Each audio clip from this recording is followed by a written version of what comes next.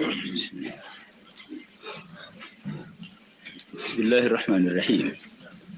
إمام النووي الذي هنم أوي باب تأكيد تحريم مال اليتيم. باب سمبدكو حرمو جودي يتيم.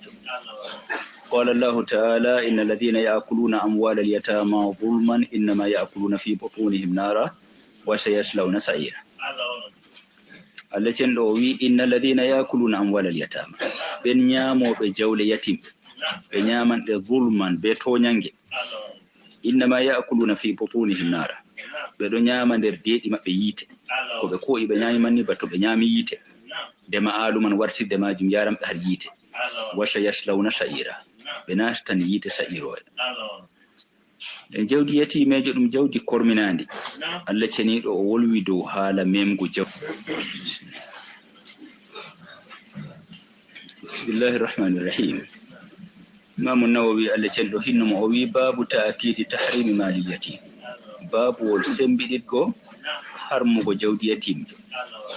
قال الله تعالى إن الذين يأكلون أموال اليتامى ظلما إنما يأكلون في بطونهم نارا وسيصلون سعيرا. Allah cendo wi innal ladina yakuluna amwalal yatama ben nyamo be jawle yatim be nyamande zulman be toñange innama yakuluna fi butunihim nara be do nyama der deedi mabbe yite ko be ko ibe nyami manni bato be nyami yite de ma aluman warti de majum yaram be har yite washa yaslawna sha'ira be nashtan yite sha'iro den jawdi yatimejo dum jawdi korminandi Allah cenido o wolwi dow hala memgo jawdi man o halti do majo yatimejo bo pamaro mo baba mum mai acci dum alhali balingaki jawdi mako ndi Allah cendo tarne ndi accu hunde latti nan jawdi kam fu nyam ko dum bilalawol kana na haram bana ko calino de jotta don don amma jawdi ndi dum jawdi kerindi Allah cendo wolwani ndi wadani ndi bolide keride do mari kayri man non bizzat alhali be wolwana do jawdi fu daga ta ko goddo mema dum seto gonga memidi to kadi o wi nyaamobe jawle yatimbe be nyaaman dum zulmu na gonga maral yatimejo man so tay har mabbe do lawol gonga be ko idum be toñi dum non kambe be ko be ko ibe nyaami dum yite be nyaami be nastan bo yite sa'iro e Allah cendo in halti bo be nastan yite sa'iro e fayda harmugo shaatugo harmugo meman go yatimbe jawle mudum. وقال تعالى الله cendo wi wala taqrabu mal al-yatim illa billati hi ahsan. Tabade jawdi yatimejo sey be jawdi din lattini sey be lawol giko lattingol burgol wodko. Tabade jawdi yatimejo sey be ko latti burdum wodko. Kayim latti besdugo ndi hakkilana ndi bestandi amma badorondi ha hoca har mari nyama tabadore jawdi yatimejo non na faminini harmugo badago jawdi yatimejo man tetum badago ni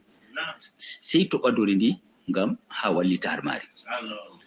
Wa yasalunaka anil yatama qul islahu lahum khair wa in tukhaliduhum fa ikhwanukum wallahu ya'lamu al-mufsida min al-muslih. Be jamete harshani yatimbe nde Allah cen do halti do memgo jawdi yatimbe ko sembidini kalti mako sahabo en dum billi dum en joginobe yatimbe be ngari be jaman annabijo harsan yatimbe man to lattake be nyamdi be mabbe foti be ko ay hunde yatimbe man be jilli be hunde mabbe be nyamdi be yatimbe man foti latto be nasti her jawdi yatimejo man fe seeda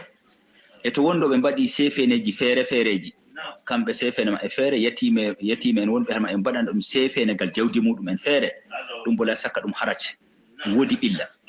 to kadi be ngari be cinki dum har annabijo Allah cen do wi be don jame harshani yatimbe qul islahum lahum khair wa inan go be dum latti burku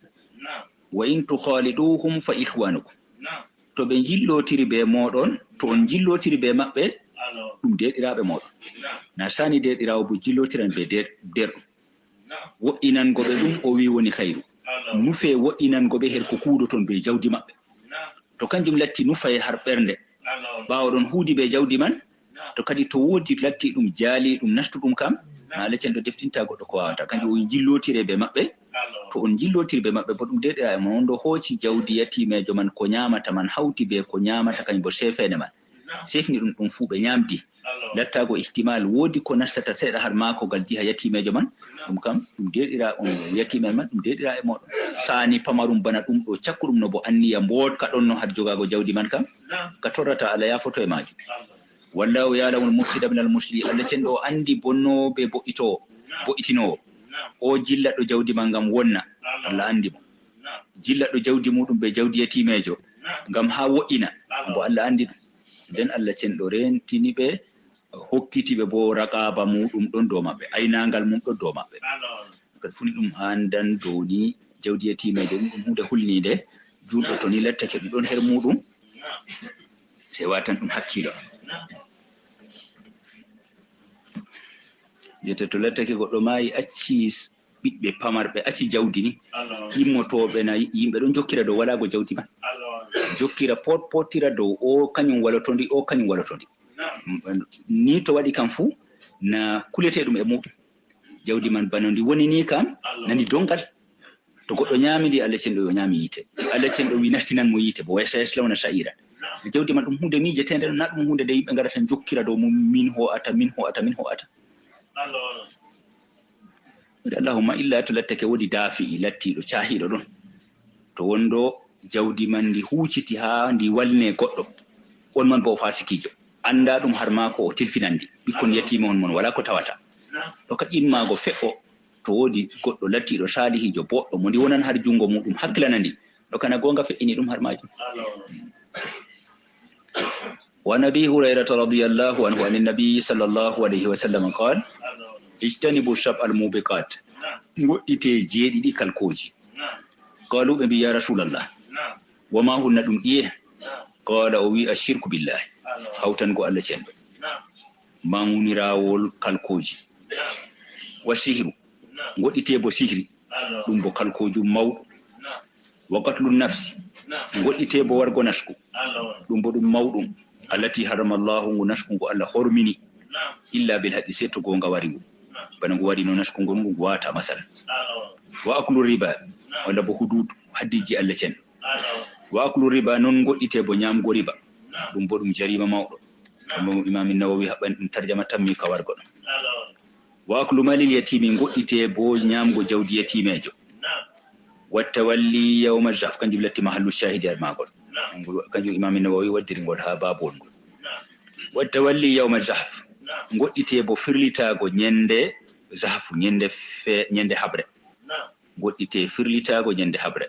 dogga bawo heferbe wa hokkitabe bawo on bo ndayte bo dum kalludu dum kabiraju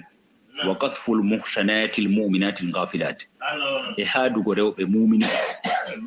rimbe mu'mini en woytube be naskuji mudum en garanta kugal hallende fu den goddo haada be goddo